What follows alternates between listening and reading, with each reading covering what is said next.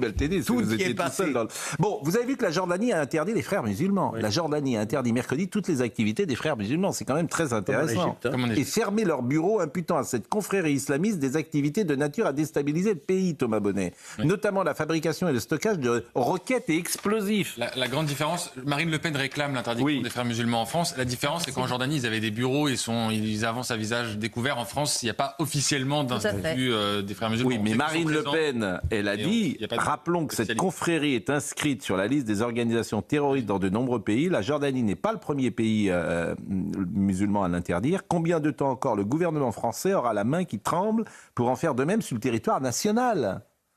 Et comment ne pas lui donner raison ? Mais en France, ce serait interdire une idéologie, ça reste beaucoup plus compliqué en fait en matière La de loi lutte et contre les idéologies islamistes impose de réduire au silence des organisations qui s'en font le relais et d'agir sans faiblesse face aux prosélytes de l'islam radical.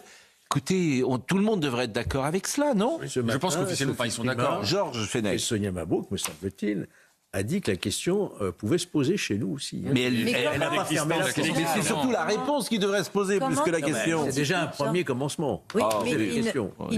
ils ne sont pas constitués en organisation politique claire. Ça n'existe pas, l'organisation politique des frères musulmans. Oui. Donc à partir de là, il est très difficile de les identifier et donc de les condamner. Alors Oui, on a tout eu à la fait. loi contre le séparatisme, mais pour cela, il y a beaucoup de choses à faire. On va marquer À une pause. commencer par l'influence des puissances étrangères Bien qui sûr. instaurent le communautarisme ici en France et les élus locaux qui pactisent avec les frères musulmans C'est bien connu. dans les quartiers. Eh bien notamment. justement, ça tombe bien puisque Monsieur Chenu, Sébastien Chenu du Rassemblement National précise le vrai scandale, c'est la subvention pendant des années Tout que à Xavier fait. Bertrand versait au nom de la région, alors que nous lui disions au groupe Rassemblement National que ce lycée était tenu par les frères musulmans.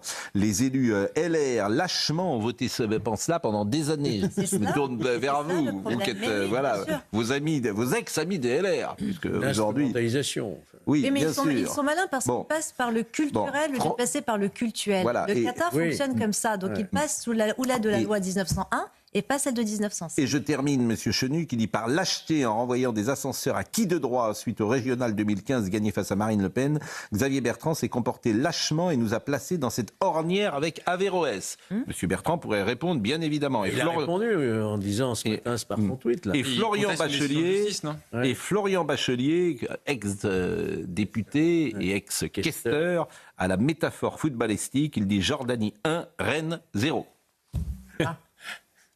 Oui. Ouais, bon. Et vous aurez compris.